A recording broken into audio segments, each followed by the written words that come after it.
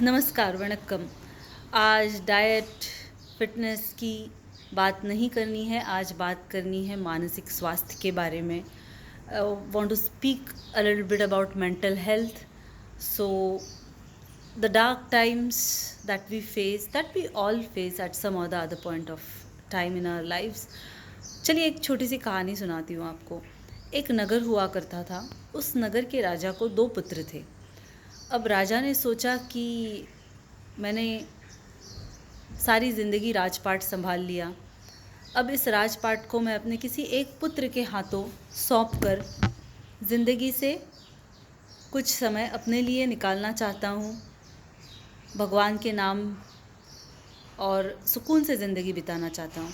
अब दोनों ही बेटे बहुत अच्छे थे, तो राजा को ये समझ नहीं आया कि किसके हाथ राजपाट सौंपा जाए कि राज्य और फले फूले आगे बढ़े और धर्म को साथ लेकर उनका बेटा जो है वो भी राज्य में अनुशासन रखे।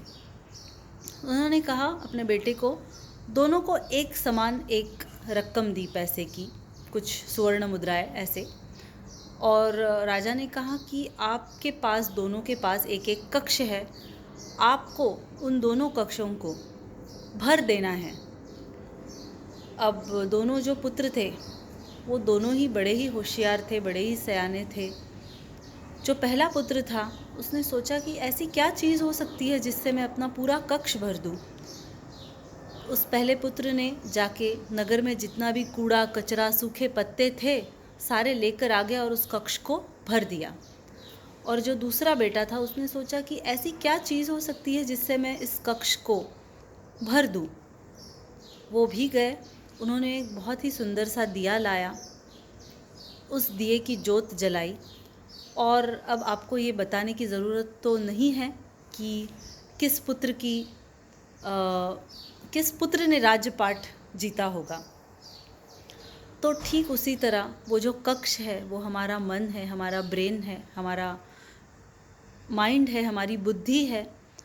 हमें ये हर रोज़ हर क्षण चुनना है कि हमें इसमें क्या भरना है। और अगर कूड़ा कचरा भर भी जाता है तो हमें कोशिश करनी है कि हम इसे साफ़ करें, या किसी की मदद लेनी है कि हम इससे बाहर निकल सके। Dark times, bad times, depression, anxieties सभी को होती है।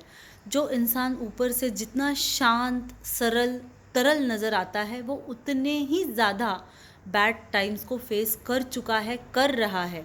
जितनी ऊपर शांतता है उतनी ही अंदर हलचल मची हुई है। इसमें कोई बुरी बात नहीं, there is nothing wrong about it, it's not a weakness, it's just that we are human, let us accept it. लेकिन चूँकि हम अपने संपूर्ण स्वास्थ्य को अगर संवरना चाहते हैं, निखरना चाहते हैं, शुरुआत यहाँ से होगी और यहीं से करनी होगी।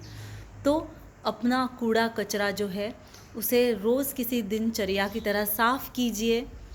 अपनी बुद्धि को, अपने मन को, अपने ब्रेन को शांत रखिए, अपने कंट्रोल में रखिए, क्योंकि हमारे जो इमोशंस है, हमारे जो विचार है वो उस द्वारपाल की तरह है।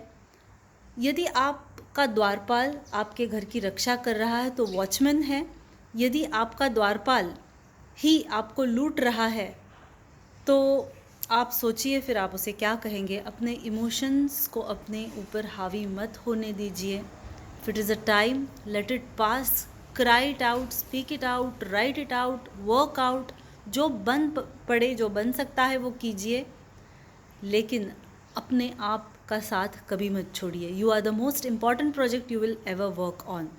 नमो नारायण।